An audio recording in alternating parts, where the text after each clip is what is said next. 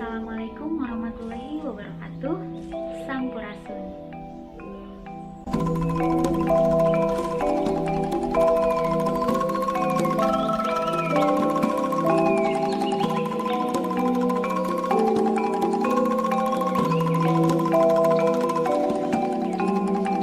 Tepangkeun nami abdi Adi Pitasari. Abdi lahir dina dinten Jumaah kaping 21 November 2003 di Bandung. Abdi putri ti Bapak Adam sareng Ibu Iya Aisyah. Abdi gaduh 3 duduluran. Abdi kaasup anu tengah.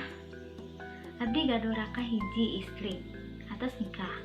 Gaduh rai hiji pamengget anu ayeuna nembe kelas genep lebet ka SMP.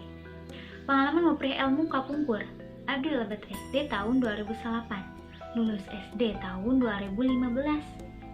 Abdi neraskeun sakola ka pondok pesantren Al-Mufasir anu ayana di Majalaya. Mung pami di pondok mah abdi kenging salami 1,5 tahun.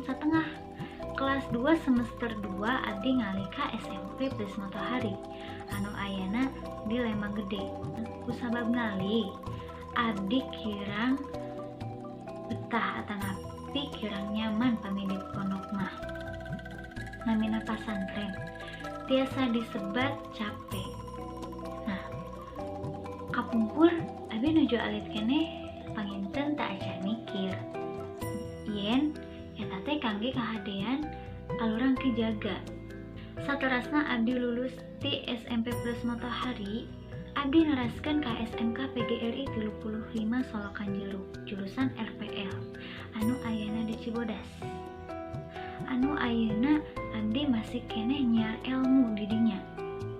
Dina prestasi anu kantos ku abdi dihontong nyaeta salah sahijina di SD. Lomba Pramuka Jawa Barat di Bakti Nusantara genep. Abdi kabagian materi sandi. Alhamdulillah abdi juara kahiji dina materi sandi. Sareng deui SMP. Lebih parah deui. Abdi teu aya prestasi hiji-hiji acan pami di SMP mah. Ayeuna SMA alhamdulillah kelas 10 semester hiji 2 kenging peringkat pertama di kelas.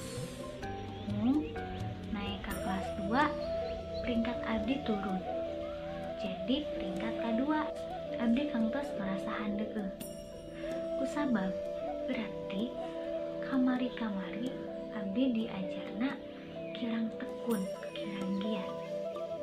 Ayeuna abdi kedah tiasa ngahontal deui prestasi anu nuju kelas 10 dihontal. Dina pengalaman organisasi salami SD abdi kantos ngiringan pramuka.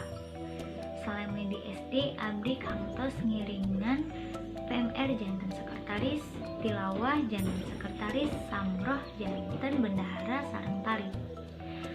Pami salami di SMK abdi kantos ngiringan paskibra, kantos ngiringan deui oge Linux sareng deui badminton. Dina pengalaman organisasi masyarakat abdi kantos ngiringan sapertos Karang Taruna. Dina Karang Taruna abdi kantos janten panitia pami acara sapertos 17 Agustusan. Cita-cita abdi nyaeta hoyong babakti ka Ibu Rama abdi. Kusabab Ibu Rama abdi anu ngurus abdi teu leutik nyakolakeun sampai ayeuna abdi aya di posisi ieu. Sareng harapan kangge abdi kapailingan nyaeta hoyong berguna di mana bae abdi ayeuna. Hoyong berguna kangge sahalai. Sakitu bae anu tiasa ku abdi dicaritakeun. Hapunten bilih aya cariosan anu kirang merenah.